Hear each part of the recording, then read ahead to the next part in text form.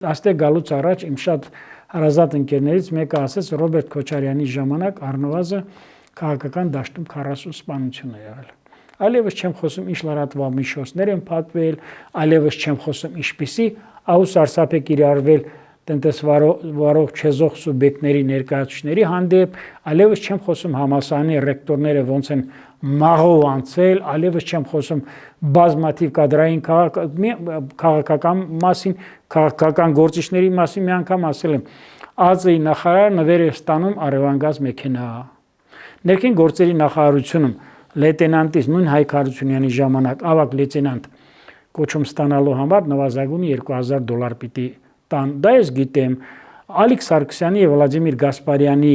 կողմից ներքին գործերի նախարարության պաշտոնները աճուրդի հանելը ես համեմատում եմ ավելի բարձր, քան Անգլիայում Սոթբիսի աճուրդը, որը զբաղվում է, ուրեմն կարծեմ մշակութային գլուխգործոցներով, չէ, մաստերփիսերով, չէ։ Հիմա եկեք համեմատենք մեր կառավարությունը, հիմա ես ընդամենը եթե կա մեկ նախադասությունով, 1 րոպեով ասեմ, այո, 8 միլիարդը արտաքին փոխառությունը ծախսվել է վերանորոգման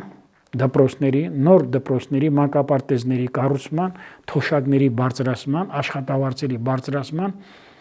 ավելի քան 6000 քառակուսի կիլոմետր նոր ճանապարհների կառուցման, արտաքին պարտքը սպասարկելու, բողոքական համակարգում մեծ գործեր անելու, անվճար բուժօգնության, անվճար ուրեմն ապահովագրության համար թոշակների եւ ես ասում եմ այսօրվա մեր բուժօգնության եւ մեր առողջապահության համակարգը իր անվճար բուժօգնությամբ կարելի է համեմատել եվրոպական բարձր երկրների հետ։ Այլևս չեմ խոսում այն ժողովրդավարության մասին, որը կա մեր երկրում։